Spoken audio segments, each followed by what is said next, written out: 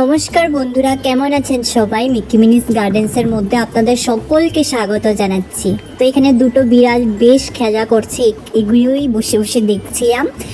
তো আজকের একটি নতুন ভিডিও নিয়ে এসেছি স্নেক প্ল্যান্টের বিষয়ে। দেখতেই পাচ্ছেন দুটো টাবের মধ্যে দুটো প্ল্যান্ট লাগানো আছে। তো এটাকে বলা হয় ইন্ডিয়াতে প্রায় স্নেক প্ল্যান্ট, আর বাইরের দেশে আমেরিকা, লন্ডন, ক্যালিফোর্নিয়া, কানাডা ওই সব জায়গাতে বলা হয় সেন্সেভিরিয়া ট্রিফেস্কেয়াটা প্ল্যান্ট। আর এটার আরেকটি নাম আছে মাদার ইন ল টাং।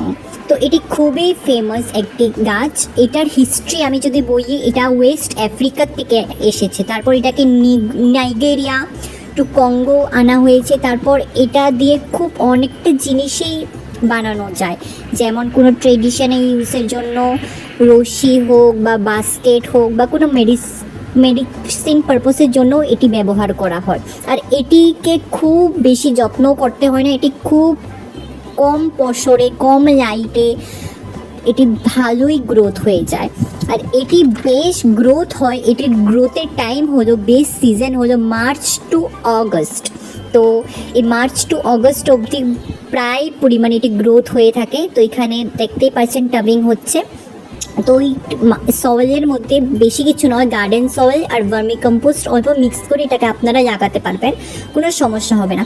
তারপর যেই সিজনটা আসে autumn winter season, September to ফেব্রুয়ারির মধ্যে এটি ডরমেন্ট স্টেজে থাকে, এটাকে গ্রোথ একদমই বন্ধ করে দেবে।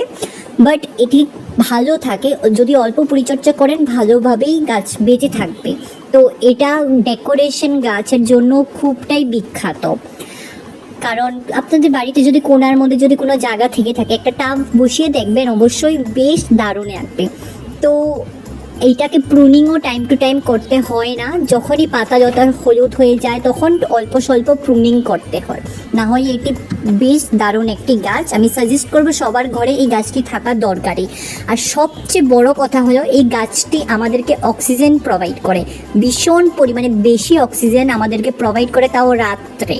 এটা যদি ইনডোরে থাকে, আপনাদের বেডরুমে থাকে, এটা আমাদের যে আশেপাশে যেগুলো ব্যাকটেরিয়া অক্সিজেনগুলো থাকে এগুলোকে ভ্যানিশ করে এটাকে পুরো পিওর অক্সিজেন এটা আমাদেরকে প্রোভাইড করে অলওয়েজ রাত্রে, লেট নাইটে।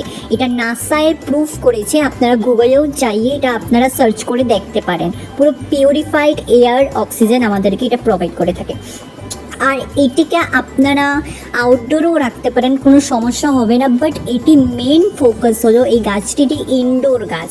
অনেকের আউটডোরে থাকে, হয়তো বাইরে থাকে, না হয়তো বারান্দায় থাকে, না হয়তো ঘরে থাকে ইনডোর। তো এটা আপনাদের হিসেবে আপনারা গাছটাকে যেখানে রাখতে পারেন। বাট আমার সাজেশনে যদি এটা আপনারা বেডরুমে রাখেন তো খুবটাই ভালো বেনিফিট হবে আপনাদের। তো এটি ভীষণ ফেমাস হয় এশিয়া, আমেরিকা, তারপর আস্তে আস্তে করে ধীরে ধীরে করে সব জায়গাতে এটি ফেমাস হয়। তো এখানে আরেকটি আমি গাছ লাগাচ্ছি স্নেক প্ল্যান্ট, এটাকেও প্রায় অল্প পরিমাণে ভার্মি কম্পোস্ট নিয়েছি এখানে, আর অল্প পরিমাণে গার্ডেন সয়েল। তো এটাকে এখন আমি প্রায় লাগিয়ে দেব।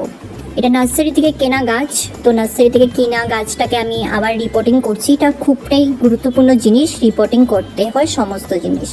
তারপর এটার মধ্যে বেশি পরিমাণে জলও দিতে হয় না, যেহেতু গরম সিজনে মার্চ টু অগস্ট অবধি আপনারা 2 থেকে 3 বার উইকের মধ্যে অল্প পরিমাণে জল দিয়েই হয়ে যাবে। বাট যখন উইন্টার আসে, এটি ডরমেন্ট স্টেজে চলে যায়, এটা গ্রোথ একদমই স্টপ হয়ে যায়, তখন আপনারা 4 থেকে 6 সপ্তাহের মধ্যে একবার করে আপনারা এটাকে জল দিতে পারেন, কোনো সমস্যা হবে না।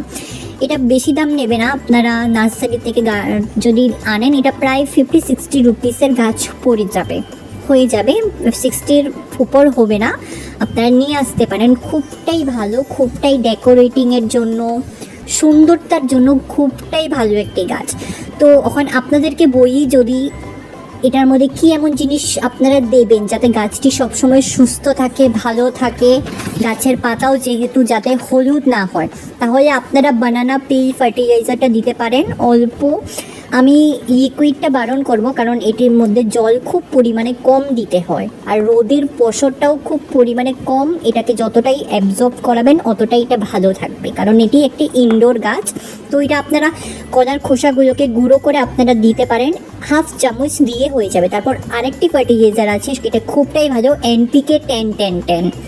এটা আপনারা অল্প হাফ টিস্পুন আপনারা মাটির মধ্যে মিশিয়ে দিয়ে দিতে পারেন। এটাও খুব ভালো রেজাল্ট করে এই স্প্রিং টাইমে, এই সামার সিজনের মধ্যে। আর উইন্টারে একদমই কোনো ফার্টিলাইজার এটাকে দিতে হয় না, কারণ তখন ডরমেন্ট স্টেজে থাকে। যদি আপনারা উইন্টারে কোনো ফার্টিলাইজার প্রোভাইড করেন তাহলে গাছটি হয়তো অসংখ্য পরিমাণে মারাও যেতে পারে। আর যেটা আমি বলেছি এনপিকে 10-10-10, এটার মধ্যে প্রচণ্ড পরিমাণে নাইট্রোজেন, ফসফরাস, ফাস্টার গ্রোথ হয় আর গাছকে রোগমুক্তও করে, খুব ভালো কাজ করে।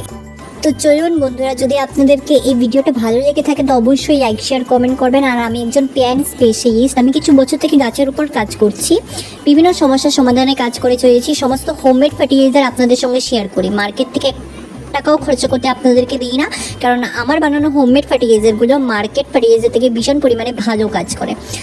তো বন্ধুরা চলুন, ভিডিওটি ভালো লাগে অবশ্যই আপনাদের গার্ডেনিং বন্ধুদের সঙ্গে শেয়ার করবেন, আর অবশ্যই ভিডিওটিতে লাইক, শেয়ার, কমেন্ট করে দেবেন। আর পরবর্তী একটা নতুন ভিডিও নিয়ে, নতুন টিপস অ্যান্ড ট্রিক্স নিয়ে আবার আসবো। ধন্যবাদ।